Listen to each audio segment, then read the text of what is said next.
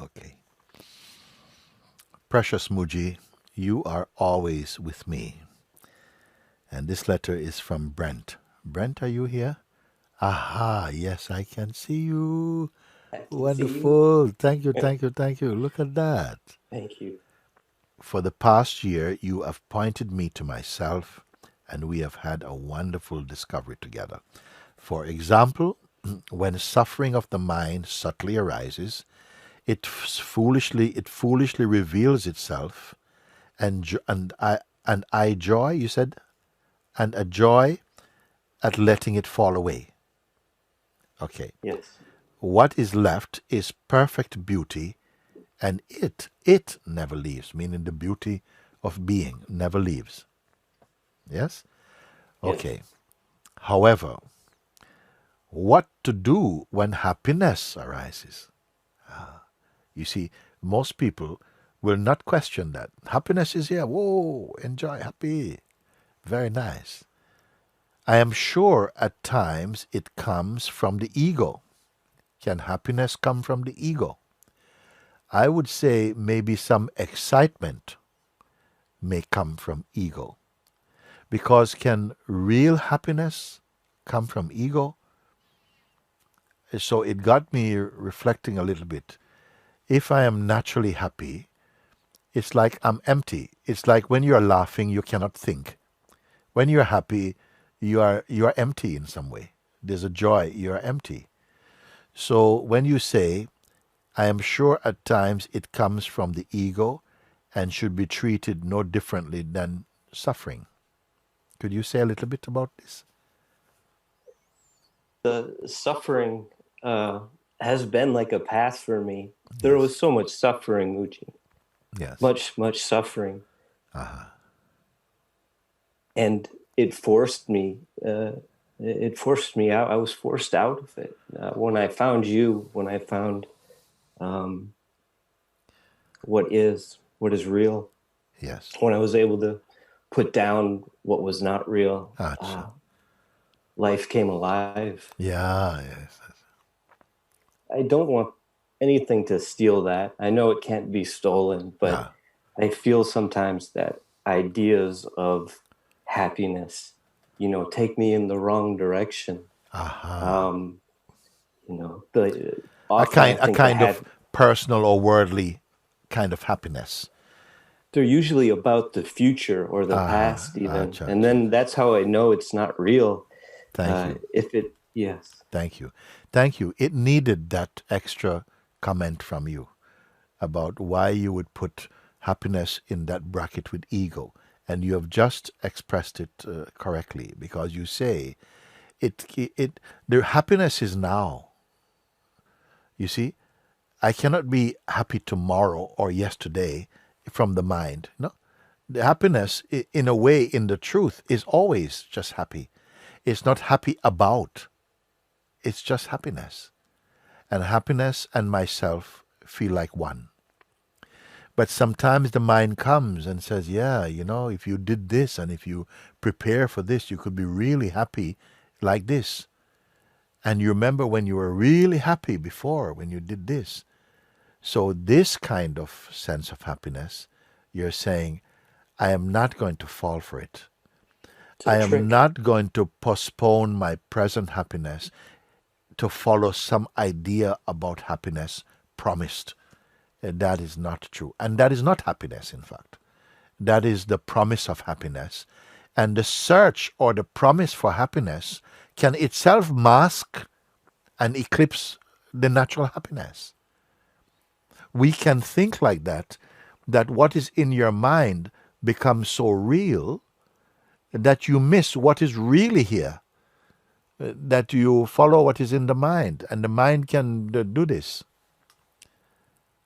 And so it is almost a kind of hypnosis where we are believing something and almost feeling that that is happiness also.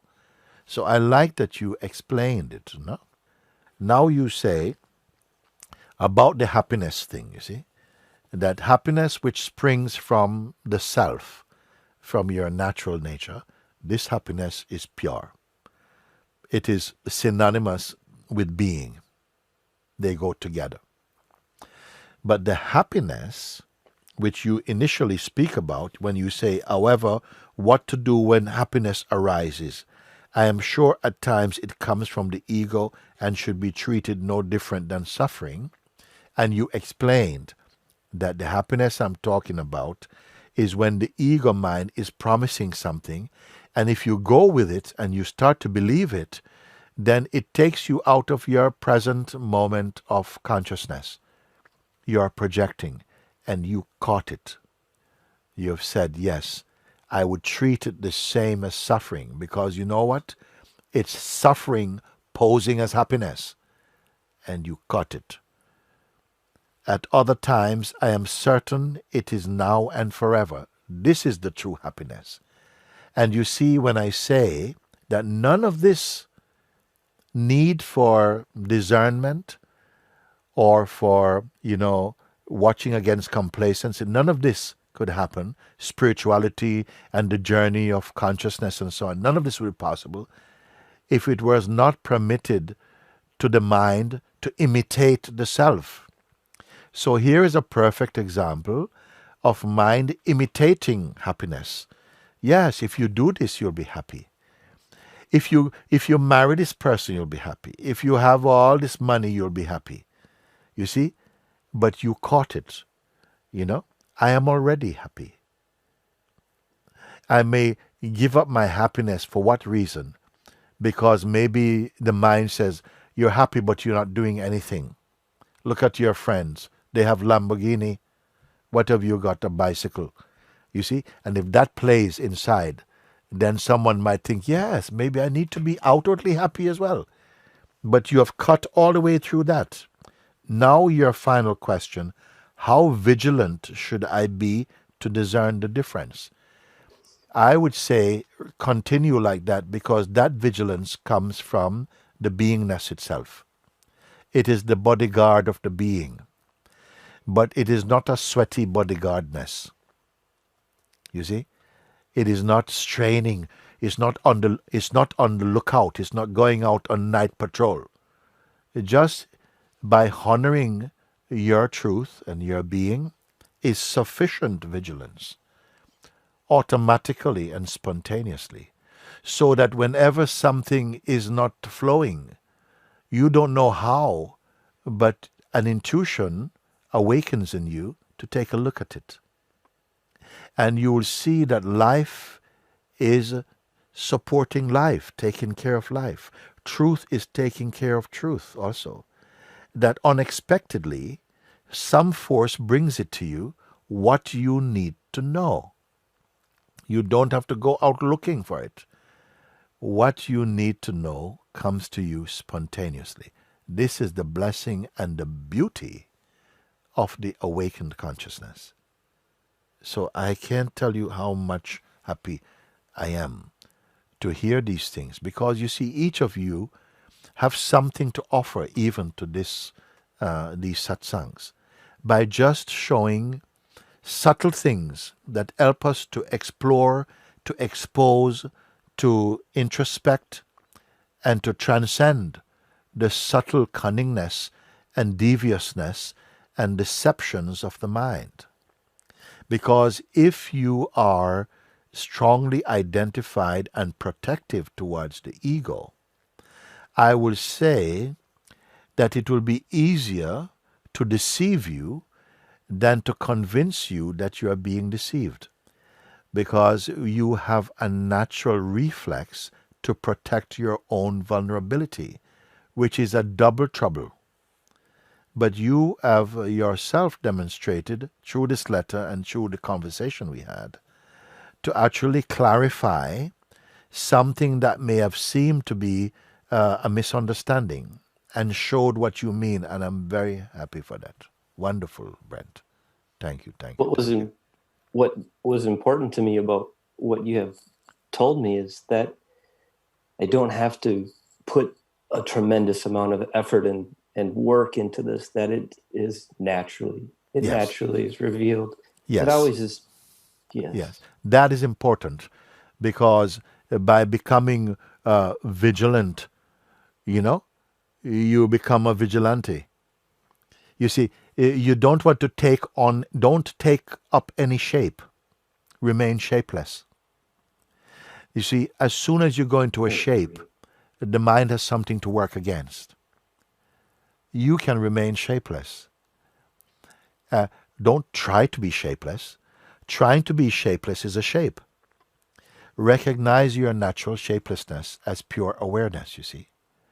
You are the invisible inside the visible. You understand that, don't you? Yes. Yes, yes. You are the stillness inside every movement. You are actually the movement and the stillness. You see, only a more refined state of mind and consciousness can grasp this. If I say you are doing something, but actually you are not doing, you are doing yet not doing, the one who has contemplated the consciousness can find a way of understanding that. You see? You are the person, and yet you're not the person. The person is only apparent. It is in time, but you are timeless. You are time and you are timelessness. But timelessness is your eternal nature, is your timeless nature. Time is your temporary aspect. You see, you understand these things, and it happens more like that. It becomes a joy, not a task. And so the vigilance that is necessary arises spontaneously out of the consciousness itself. You see? And it is like your inner Zen stick. Whenever something goes out of tune, twang, it comes, and automatically your attention is drawn to it. So we don't have to put particular effort into these things, because remember, the nature of the self is effortless. That's So not this. free. That's not the same as laziness. The mind will tell you, effortless. No, you're just being lazy. You see? So when it comes like this, treat the mind like a friend that comes actually to show you where your mistakes might be made. Ah. Yes, but don't believe him. Just learn from him. Don't thank him too much. Just say, good, good. It's good you came. Yeah, yeah. You see, and you show now where I was still playing with duality, and still playing with personhood, and so you bit me here. Thank you for that bite. Good, good, because that teach me something. This is wisdom. You see. I am thankful for all of the suffering that has Yes, brought me here. a wise person alone will say that. Only a wise one will say that. Most people will grumble and complain, why me? Why me? Why is this happening to me? You see? And not see that actually it is a blessing in disguise, you see? You have used I would it. You have never made know use it of the it. same without it. Yes. I would never know this the same without having had that. It Yes. wouldn't be what it is. Thank you, Thank you. Mooji. I Thank you. love you. Thank you. Thank you. Love you. Love you. Love you. Love you. Love you. Love you. Love you. Thank you. Thank you. Wonderful.